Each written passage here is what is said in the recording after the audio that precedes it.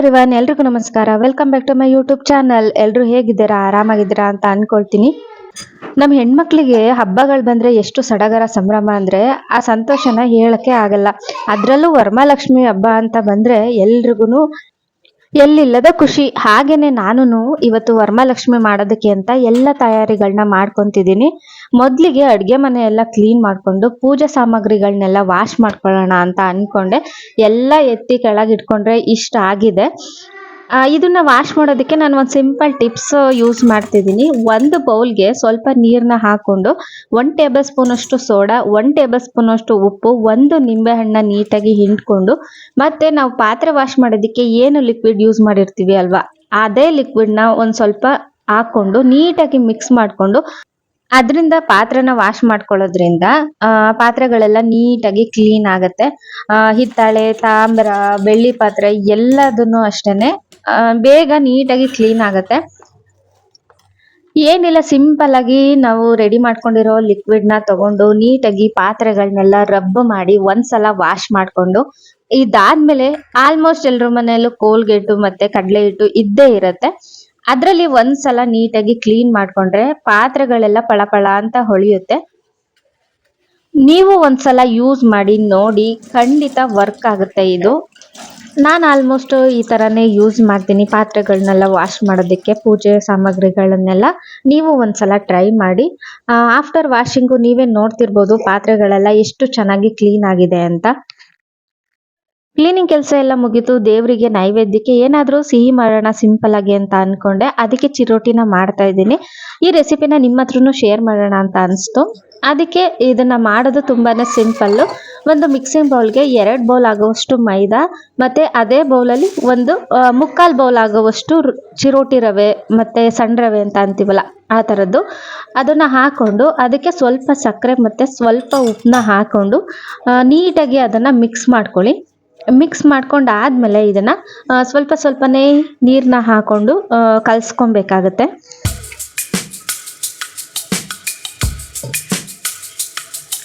ನಾವು ಏನು ಚಪಾತಿ ಹಿಟ್ಟು, ಪೂರಿ ಹಿಟ್ಟು ಎಲ್ಲ ಕಲಿಸ್ಕೊತೀವಿ ಅಲ್ವಾ, ಅದಕ್ಕೆ ನೀಟಾಗಿ ಕಲಿಸ್ಕೊಂಡ್ರೆ ಆಯಿತು ಅಷ್ಟೇ.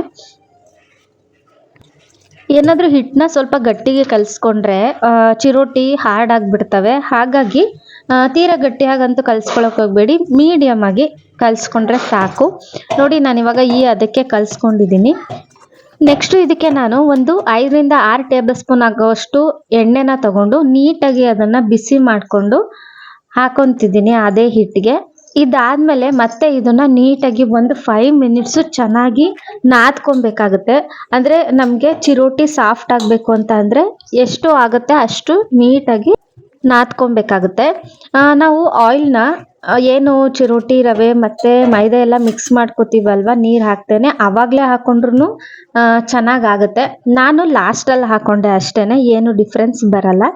ಇವಾಗ ನೀಟಾಗಿ ಕಲಿಸ್ಕೊಂಡಾದ್ಮೇಲೆ ನಾನು ಅದನ್ನು ಒಂದು 1/2 ಅವರ್ ಫುಲ್ ನೀಟಾಗಿ ನೆನೆಯೋದಕ್ಕೆ ಬಿಡ್ತೀನಿ. ಅದಾದಮೇಲೆ ಸಣ್ಣ ಸಣ್ಣದಾಗಿ ಬಿಲ್ಲೆಗಳ ಥರ ಮಾಡಿಕೊಂಡು ಒಂದೊಂದೇ ಬಿಲ್ಲೆಗಳನ್ನ ತಗೊಂಡು ಒಂದು ಸ್ವಲ್ಪ ಮೈದಾ ಹಿಟ್ಟನ್ನ ಎತ್ಕೊಂಡು ನಾವೇನು ಪೂರಿ ಲಟ್ಟಿಸ್ತೀವಿ ಅಲ್ವಾ, ಅದೇ ರೀತಿಯಾಗಿ ಲಟ್ಟಿಸ್ಕೊಂಡ್ರೆ ಆಯಿತು. ಇದಾದಮೇಲೆ ಡೀಪ್ ಫ್ರೈ ಮಾಡಬೇಕು. ಅದಕ್ಕೆ ಎಣ್ಣೆನ ಚೆನ್ನಾಗಿ ಕಾಯಿಸ್ಬಿಟ್ಟು ಅದಾದಮೇಲೆ ಪೂರಿಗಳನ್ನೆಲ್ಲ ಒಂದೊಂದೇ ಹಾಕಿ 2 ಕಡೆ ನೀಟಾಗಿ ಬೇಯಿಸ್ಕೊಂಡ್ರೆ ಪೂರಿ ರೆಡಿ ಆಗುತ್ತೆ. ಇದಾದಮೇಲೆ ನಾನಿಲ್ಲಿ ಸ್ವಲ್ಪ ಸಕ್ಕರೆನ ನೀಟಾಗಿ ಫೈನ್ ಪೌಡರ್ ಮಾಡ್ಕೊಂಡಿದ್ದೀನಿ. ಇವಾಗ ಆ ಪೌಡರ್ನ ತಗೊಂಡು ನಾವೇನು ಪೂರಿಗಳನ್ನ ಕರೆದಿಟ್ಕೊಂಡಿದ್ವಿ ಅಲ್ವಾ, ಅದ್ರ ಮೇಲೆ 2 ಕಡೆ ನೀಟಾಗಿ ಉದುರಿಸ್ಕೊಂಡ್ರೆ ಸ್ವೀಟು ರೆಡಿ ಆಗುತ್ತೆ. ನಾವೇನು ಸಕ್ಕರೆ ಪೌಡರ್ ಎತ್ಕೊಂಡಿದ್ವಿ ಅಲ್ವಾ, ಅದಕ್ಕೆ ಸ್ವಲ್ಪ ಏಲಕ್ಕಿ ಪೌಡರ್ನ ಮಿಕ್ಸ್ ಮಾಡಿ ಇಟ್ಕೊಳ್ಳಿ, ಇನ್ನೂ ಚೆನ್ನಾಗಾಗತ್ತೆ. ನಾವು ಪೂರಿಗಳನ್ನೆಲ್ಲ ಕರೆದು ಎತ್ಕೊತೀವಿ ಅಲ್ವಾ, ಆವಾಗ ತಕ್ಷಣವೇ ಸಕ್ಕರೆ ಪೌಡರ್ನ ಉದುರಿಸ್ಬೇಕಾಗುತ್ತೆ. ಏನಾದರೂ ಪೂರಿ ತಣ್ಣಗಾದ್ಮೇಲೆ ಸಕ್ಕರೆ ಪೌಡರ್ನ ಉದುರಿಸಾಕೋದ್ರೆ ಅದು ಪೂರಿಗೆಲ್ಲ ಅಂಟಲ್ಲ. ಹಾಗಾಗಿ ತಕ್ಷಣವೇ ಸಕ್ಕರೆ ಪೌಡರ್ನ ಹಾಕ್ಕೊಂಡ್ರೆ ಸಖತ್ತಾಗತ್ತೆ. ನೋಡಿ ಎಷ್ಟು ಸಿಂಪಲ್ ಅಂತ. ಇಷ್ಟು ಮಾಡಿದ್ರೆ ಚಿರೋಟಿ ರೆಡಿ ಆಗುತ್ತೆ. ಖಂಡಿತ ನೀವು ಒಂದ್ಸಲ ಟ್ರೈ ಮಾಡಿ ನೋಡಿ. ತುಂಬ ಅಂದರೆ ತುಂಬ ಸಿಂಪಲ್ ರೆಸಿಪಿ. ಅದಾದಮೇಲೆ ದೇವಿನ ಕೂರಿಸೋ ಕಡೆ ಸಿಂಪಲ್ಲಾಗಿ ಡೆಕೋರೇಷನ್ ಮಾಡ್ಕೊಳ್ಳೋಣ ಅಂತ ಅಂದ್ಕೊಂಡು ಸ್ಕ್ರೀನ್ಗೆ ಆರ್ಟಿಫಿಷಿಯಲ್ ಚೆಂಡು ಥರ ಇತ್ತು, ಅದನ್ನು ಫಿಕ್ಸ್ ಮಾಡ್ತಾಯಿದ್ದೀನಿ. ನಾನು ಇಷ್ಟು ಕೆಲಸ ಮಾಡೋಷ್ಟ್ರೊಳಗಡೆ ಟೈಮ್ ಅರೌಂಡು 11:30-12 ಆಗೋಗ್ಬಿಟ್ಟಿತ್ತಾಗಲೇ. ಇಷ್ಟು ಟೈಮ್ ಆದ್ರೂ ನನ್ನ ಮಕ್ಳು ಇಬ್ಬರೂ ಇನ್ನೂ ಮಲಗಿರಲಿಲ್ಲ, ನನ್ನ ಜೊತೆನೇ ಇದ್ದರು.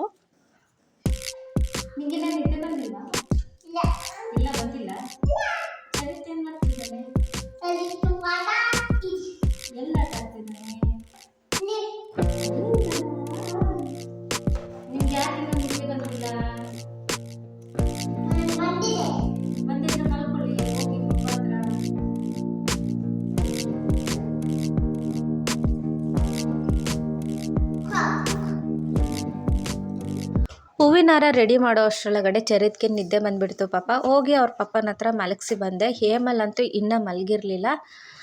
ಸರಿ ಇರಲಿ, ನನ್ನ ಜೊತೆನೇ ಇರಲಿ ಬಿಡು, ಯಾವಾಗ ಮಲ್ಕೋತಾನೆ ಆವಾಗ ಮಲ್ಕೊಳ್ಳಿ ಅಂತ ಅಂದ್ಕೊಂಡು ದೇವಿಗೆ ಸೀರೆನ ಉಡ್ಸೋದಕ್ಕೆ ರೆಡಿ ಮಾಡ್ಕೊಳ್ತಾ ಇದ್ದೀನಿ. ನರಿಗೆಗಳನ್ನೆಲ್ಲ ನೀಟಾಗಿ ರೆಡಿ ಮಾಡಿಕೊಂಡು ಒಂದು ಕ್ಲಿಪ್ ಸಹಾಯದಿಂದ ಒಂದು 4-5 ಕ್ಲಿಪ್ ಯೂಸ್ ಮಾಡಿಕೊಂಡೆ. ಕ್ಲಿಪ್ ಸಹಾಯದಿಂದ ನೀಟಾಗಿ ಅದನ್ನೆಲ್ಲ ಸೆಕ್ಯೂರ್ ಮಾಡಿ ಎತ್ತಿಟ್ಕೊಂಡೆ. ಅದಾದಮೇಲೆ ಸೆರಗು ಸಹ ನೀಟಾಗಿ ಪ್ಲೇಟ್ಸ್ಗಳನ್ನೆಲ್ಲ ಮಾಡಿಕೊಂಡು ಜೋಡಿಸ್ಕೊಂಡು ಅದನ್ನು ಸಹ ಕ್ಲಿಪ್ ಸಹಾಯದಿಂದ ಸೆಕ್ಯೂರ್ ಮಾಡಿಕೊಂಡೆ. ಫೈನಲಿ ಸೀರೆನೂ ಸಹ ರೆಡಿ ಆಯಿತು. ನೆಕ್ಸ್ಟ್ ಇನ್ನು ಕೆಲಸಗಳಿದ್ವು, ಅದಕ್ಕೇ ಸೀರೆನ ನೀಟಾಗಿ ಮಡಚಿ ಎತ್ತಿಟ್ಕೊಂಡೆ. ಕೆಲಸ ಎಲ್ಲ ಮುಗಿಸ್ಕೊಂಡು ಅದಾದಮೇಲೆ ದೇವಿಗೆ ಸೀರೆ ಉಡ್ಸೋದಕ್ಕೆ ರೆಡಿ ಮಾಡ್ಕೊಳ್ಳೋಣ ಅಂತ ಅಂದ್ಕೊಂಡು ಎಲ್ಲ ನೀಟಾಗಿ ಎತ್ತಿಟ್ಕೊತಿದ್ದೀನಿ. ಇದಾದಮೇಲೆ ಇನ್ನು ಮನೆಗೆ ಅರಿಶಿನ ಕುಂಕುಮಕ್ಕೆ ಬರ್ತಾರೆ ಅಲ್ವಾ, ಅವ್ರಿಗೂ ತಾಂಬೂಲ ಕೊಡೋಕ್ಕೆ ಅಂತ ರೆಡಿ ಮಾಡ್ಕೊಳ್ಳೋಣ, ಬೆಳಗ್ಗೆ ಆಗುತ್ತೋ ಇಲ್ವೋ ಅಂತ ಅಂದ್ಕೊಂಡು ಅದನ್ನು ಸಹ ರೆಡಿ ಮಾಡಿಕೊಂಡೆ. ತಾಂಬೂಲಕ್ಕೆ ಮಡ್ಲಕ್ಕಿ, ಬಳೆ, ವೀಳ್ಯದೆಲೆ ಮತ್ತು ಬ್ಲೌಸ್ ಪೀಸು ಕಾಮನ್ನು, ಅದಂತೂ ಕಂಪಲ್ಸರಿ. ಅದ್ರ ಜೊತೆಗೆ ನಮ್ಮ ಶಕ್ತಿಗೆ ಅನುಸಾರವಾಗಿ ನಾವು ಏನು ಕೊಡ್ತೀವಿ ಕೊಡ್ಬೋದು. ನಾನು ಇಲ್ಲಿ ಸಿಂಪಲ್ ಜಾಸ್ತಿ ಏನಿಲ್ಲ, ಒಂದು ಚಿಕ್ಕದು ಪ್ಲೇಟ್ ತೊಗೊಂಡಿದ್ದೆ, ಅದು ಮತ್ತು ನಾನು ಏನು ಮನೆಯಲ್ಲೇ ಪ್ರಿಪೇರ್ ಮಾಡಿದ್ದೆ ಅಲ್ವಾ ಚಿರೋಟಿನ, ಅದನ್ನು ಹಾಕಿ ನೀಟಾಗಿ ಒಂದು ಚಿಕ್ಕದು ಬ್ಯಾಗ್ ತೊಗೊಂಡಿದ್ದೆ, ಆ ಬ್ಯಾಗಲ್ಲೇ ಹಾಕಿ ಇಡ್ತಾಯಿದ್ದೀನಿ.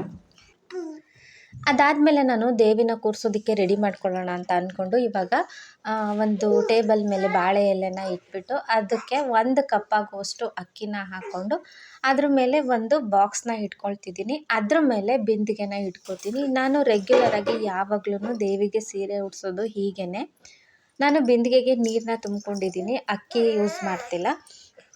ಅದಾದಮೇಲೆ ಬ್ಲೌಸ್ ಪೀಸ್ನ ಹಾಕ್ಕೊತಿದ್ದೀನಿ.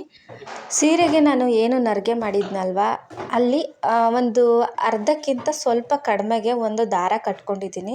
ದಾರ ಕಟ್ಟಿ ಹಿಂದೆ ಲೂಸಾಗಿ ಕಟ್ಕೊಂಡಿದ್ದೀನಿ, ನಾನು ಟೈಟಾಗಿ ಕಟ್ಕೊಂಡಿಲ್ಲ. ಯಾಕೆ ಅಂದರೆ ಫಸ್ಟು ನಾನು ನರಿಗೆಗಳನ್ನೆಲ್ಲ ಸರಿ ಮಾಡ್ಕೊತೀನಿ, ಅದು ಪರ್ಫೆಕ್ಟಾಗಿ ಸರಿ ಆಯಿತು ಅಂತ ಅಂದಮೇಲೆ ನಾನು ಹಿಂದೆ ನೀಟಾಗಿ ಟೈಟಾಗಿ ಕಟ್ಕೋತೀನಿ. ಅದಕ್ಕೆ ನಾನು ಫಸ್ಟು ನರಿಗೆಗಳನ್ನೆಲ್ಲ ಜೋಡಿಸ್ಕೊಂಡೆ.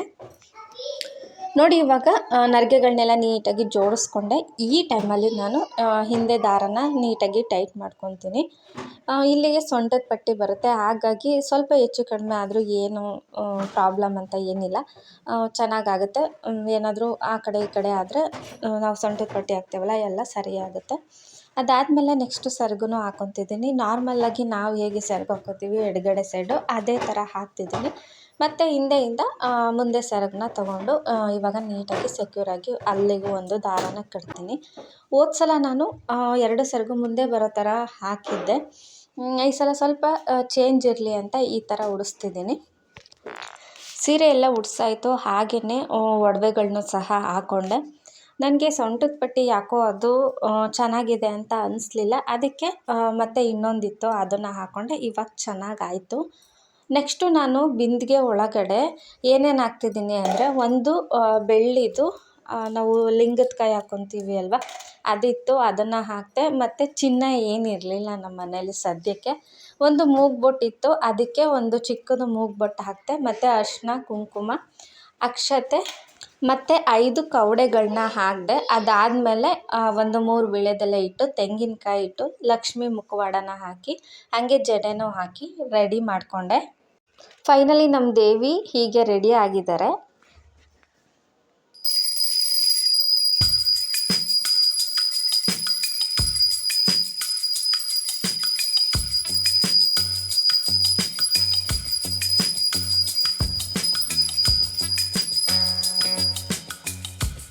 ಪೂಜೆ ಎಲ್ಲ ಮುಗಿಸ್ದೆ, ಹಾಗೆಯೇ ನೈವೇದ್ಯನೂ ಮಾಡಿದೆ. ಹಾಗೆ ದೇವಿಯವ್ರ ಸ್ತೋತ್ರನ ಹೇಳಿ ಇವತ್ತಿನ ವ್ರತನ ನಾನು ಮುಗಿಸ್ದೆ. ನಾನು 4:45 5 ಗಂಟೆ ಅಷ್ಟರೊಳಗಡೆ ಎಲ್ಲ ಪೂಜೆ ಎಲ್ಲ ಮುಗಿಸಿ ಎಲ್ಲ ಆಗಿತ್ತು. ಫ್ರೆಂಡ್ಸ್, ಆ್ಯಕ್ಚುಲಿ ನಾನು ನೈಟು ನಿದ್ದೆನೇ ಮಾಡಿಲ್ಲ. ನಾನು ಎಲ್ಲ ಕೆಲಸನೂ ಮುಗಿಸಿ ಮತ್ತು ದೇವಿಗೆ ಸೀರೆ ಎಲ್ಲ ರೆಡಿ ಮಾಡೋ ಅಷ್ಟರೊಳಗಡೆ ಅರೌಂಡ್ 3:30 ಆಗೋಗಿತ್ತು. ಆವಾಗ ಇನ್ನೇನು ಮಲ್ಕೊಳ್ಳೋದು ಅಂತ ಅಂದ್ಕೊಂಡು ಇನ್ನು ಹೊರಗಡೆ ಎಲ್ಲ ಕ್ಲೀನ್ ಮಾಡಿಕೊಂಡು ಬಾಗಿಲಿಗೆ ನೀರು ಹಾಕಿ ರಂಗೋಲಿ ಎಲ್ಲ ಹಾಕೋ ಅಷ್ಟರೊಳಗಡೆ ಟೈಮ್ ಆಗೋಯಿತು. ಅದಕ್ಕೆ ಅತ್ಲಾಗ ನಿದ್ದೆ ಮಾಡ್ದೇ ಬೇಗ ಪೂಜೆನೇ ಮುಗಿಸ್ಬಿಟ್ಟೆ.